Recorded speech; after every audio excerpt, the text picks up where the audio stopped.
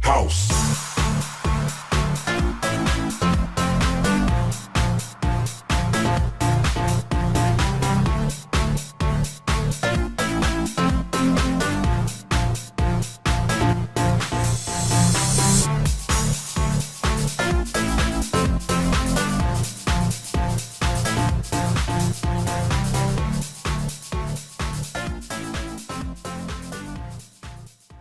What is up, guys? Iconic here from the Digital VFX YouTube channel, and today we have a full-length tutorial on how to make a future house song from start to finish.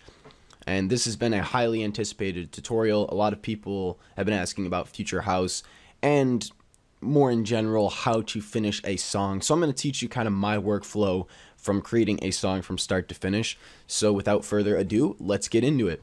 So when I am making a future house song, I typically start with percussion, and that is rare for me because I usually like to start with a melody. But in future house, I prefer to start with the percussion because for me, it's slightly easier to kind of lay out the structure of a song. And you'll see what I mean in just a second. So I'm going to locate to my house folder on my samples. And don't worry, you're going to get every sample that I use in this video. So do not fear. I'm going to find a nice kick drum. When I'm doing house, I like to look for something that's pretty punchy.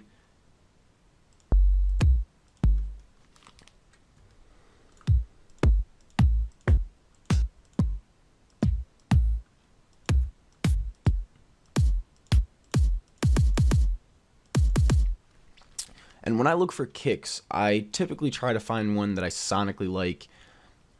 If there's too much bass or there's too much high end or something like that, then you can obviously clean that up with an EQ. But I try to do minimal EQing. I try to find one that's as close sonically as I want it. I don't know if this would be the right folder. Those are a little too punchy. Let's do Essential House.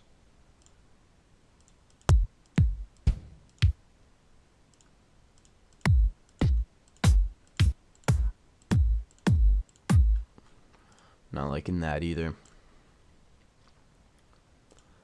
And see, I normally spend a little bit longer trying to find the right percussion samples up front because then I kind of worry about them less in the future of the song, and it kind of gears my brain power towards other parts of the song, if that makes sense.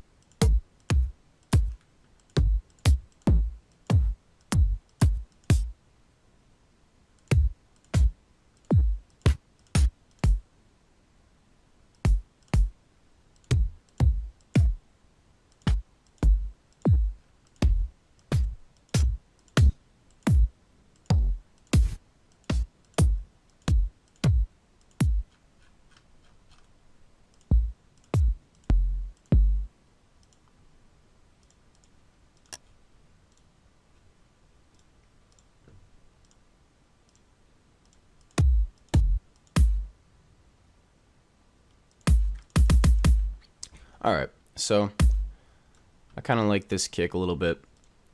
Again, I'm never satisfied with my percussion, so I'll have to live with it. But there is one thing that I did not like on that kick. Was, let me just do a 4 on the floor beat.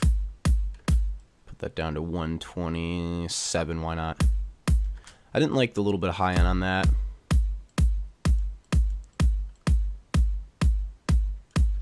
And I don't like the kind of like tail end on that. So what I like to do is I open up the channel settings window here, and I use the output right here to kind of shape that.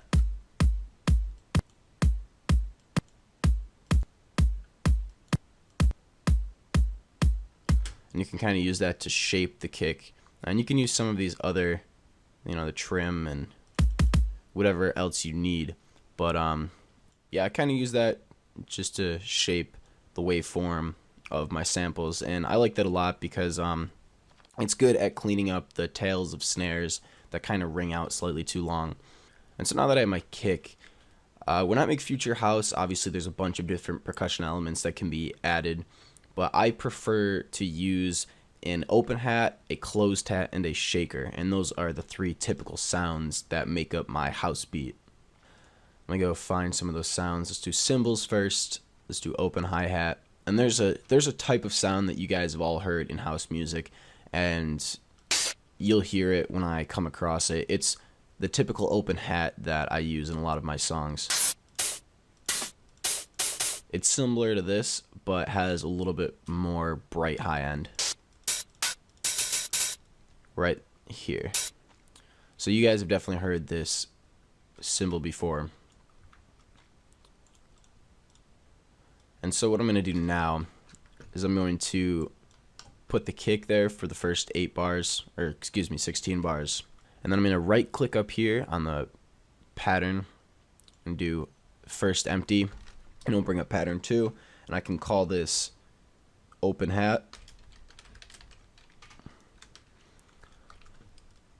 And so now I'm going to put this on every other beat. And actually, I can put that with this for now. And so I can label my tracks. That's kick. And that's open hat. So now we will go on to the closed hat. Pattern 3. Again, you can do find first empty. And I can name it closed hat. So now let's go find a closed hat sample. When I look for closed hats, I try to find something similar to this. This is a little too hard for me. I could shape it with an EQ, but I'm going to keep looking for now. Kind of like this sound. I'm not going to use it right now, but I'm going to throw that in there.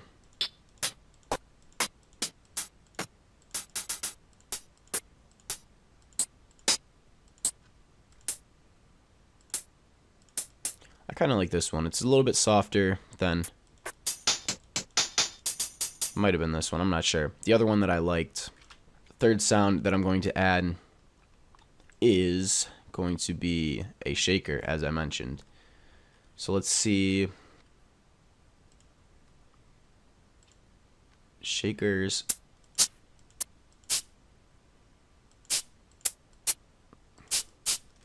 So there's a nice shaker sound. And like I mentioned, I don't necessarily like how long that drags out. So I'm going to use the output. And there you go. It's trimmed up a little bit. And so for rhythmic values for these, let's first name this.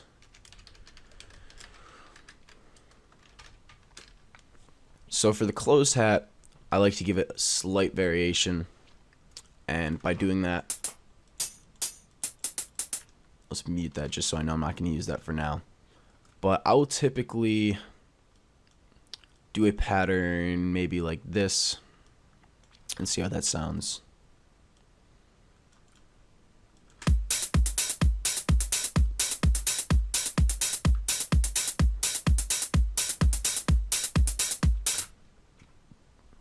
So it sounds alright.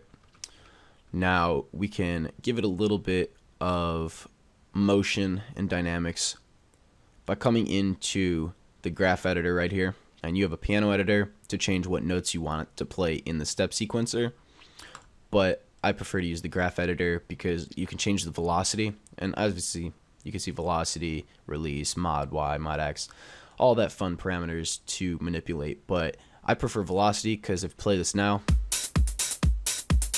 it's hard to hear, but it has a little bit of movement and a little bit of variation. And, you know, it sounds a little bit better than just all playing at the exact same velocity. And so now on to the shaker.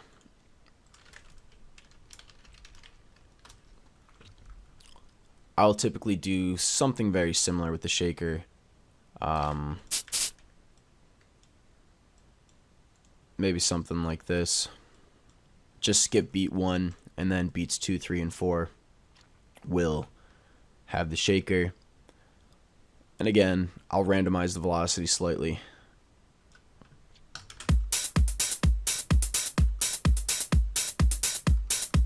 Oop, gotta put that one in.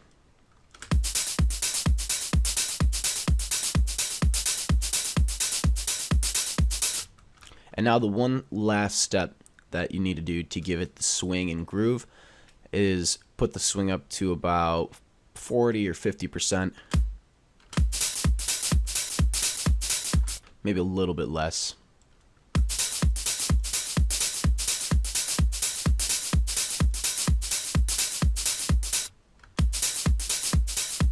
And so now it has that kind of like house groove. And so here I have 16 bars, and you know, this is typically an intro for a house song. Sometimes if it's an extended mix, it will be slightly longer, but generally speaking, this is how a house song starts off. So I'm gonna get rid of the shaker and closed hat for the first 8 bars, and take out the kick at the end of the first 8, and at the second 8 bars, take out the kick. And what this does is it kind of transitions into the next section. So if you get an idea.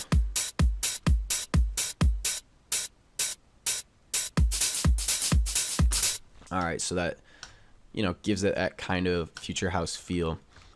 Another thing I like to do is I'm going to click on the very top left corner of this open hat pattern, and I'm going to select Make Unique.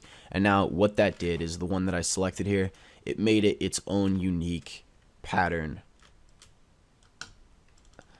So if I click on it, you can see it says open hat number 2. It automatically renamed it.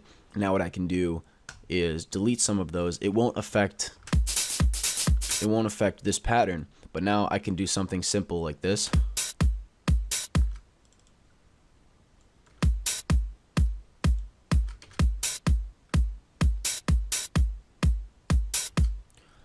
Actually, let me make this a length of 8 beats, and so I can put a different type of pattern.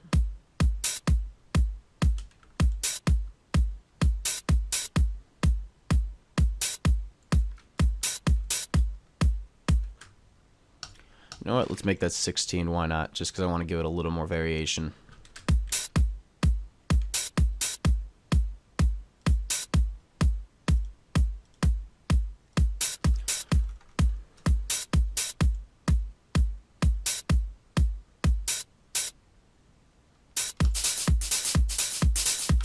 So something to that extent. So now I'm going to add some claps. Let's see what clap sound I can get.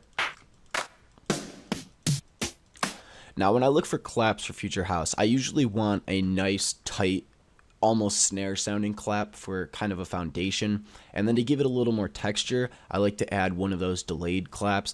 That kind of sounds like it's, I don't know, it's broken apart. It's just a little bit looser. It kind of, you'll know when I show you. Kind of just sounds like layered claps together.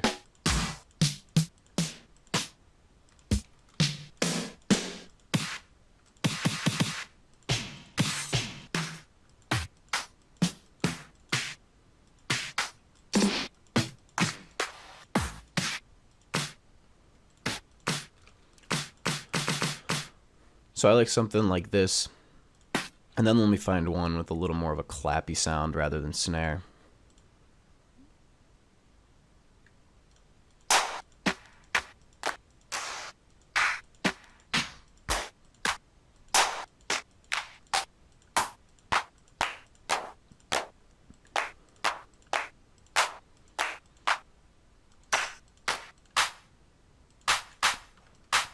That's perfect. Alright, same type of thing. I don't really like how it trails.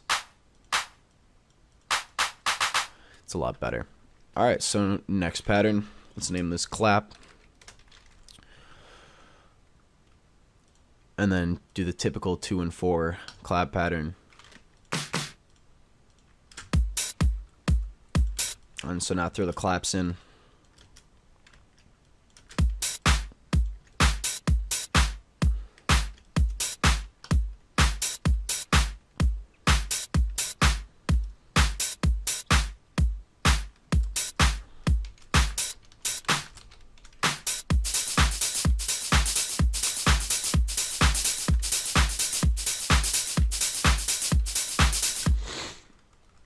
Alright, so that's sounding pretty good. Now, what I typically do is once I have a decent percussion pattern set up, I will get all of my samples, slide that down there, select all of them by holding left click and dragging down, or you can hold shift and select them manually, but as long as they're in a row, I prefer to just click and drag. And now what you can do is go, I already added the bass drum there, so I can deselect this bass drum right there. But I will start on pattern 2 here and go link selected channels starting from this track. And there we go, all your percussion are now in order here. And granted, I could have held shift and right clicked and named these in here and everything, and then they would have gone into the mixer as such, but at least they say them in the name here. So I just like to generally get a basic mix down of my percussion.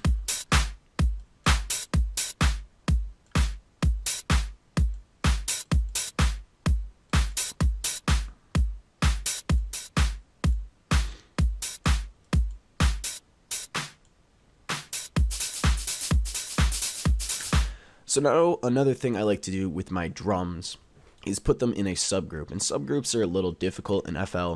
They're not bad, but they're a little bit more complicated than in a program such as Pro Tools. But in order to make a subgroup for your drums, I'm just going to pick any open insert, and I'm going to shift click on this and call this drums. And I might even recolor this to something that sticks out.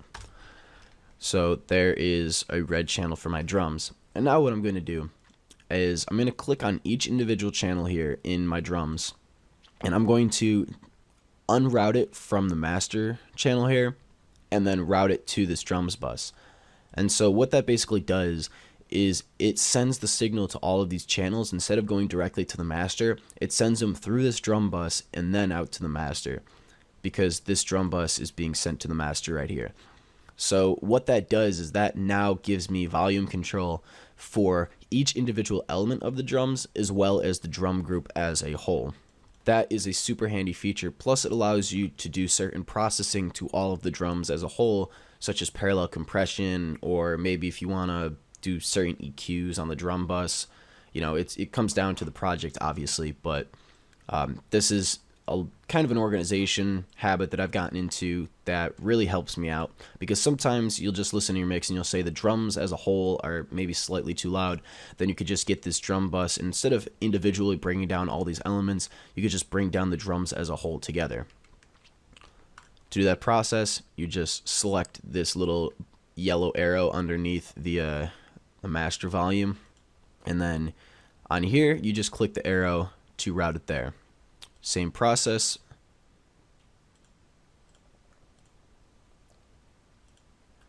Only thing you got to be careful for is making sure you're actually routing it to this drums bus and not another channel. There we go. So if you see, and we scroll down and you look over here, none of these channels are being routed to the master except for this drums bus, which is being routed. But if I play it, you can still hear it because, like I said, this bus is being sent to the master. So it's just kind of manipulating your routing in such a way.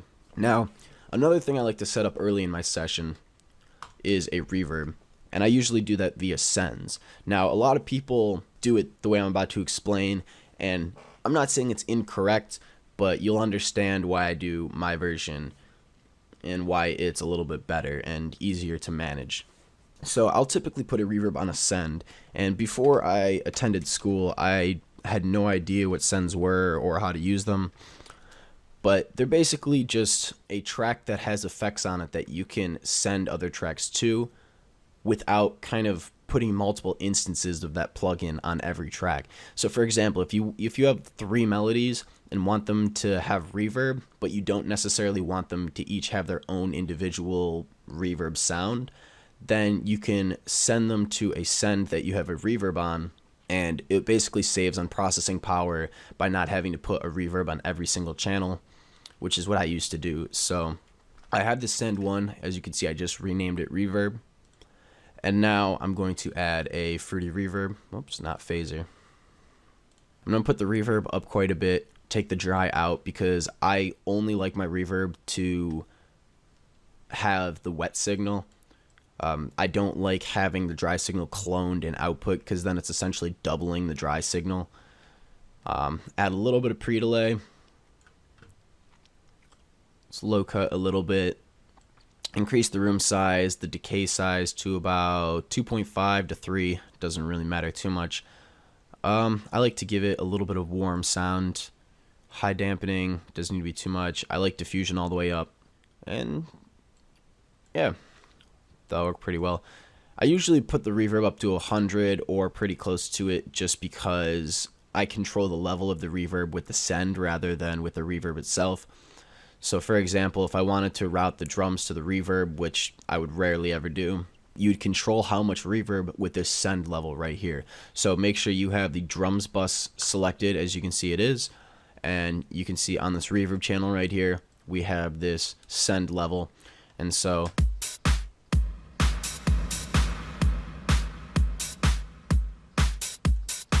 pretty self-explanatory how that works. So I like to set this up early, so in the future I don't need to worry about adding reverb. Once I add a sound to the mixer, whatever it may be, and I want to give it reverb, I just select that track and it's already there for me. And so that's pretty nice.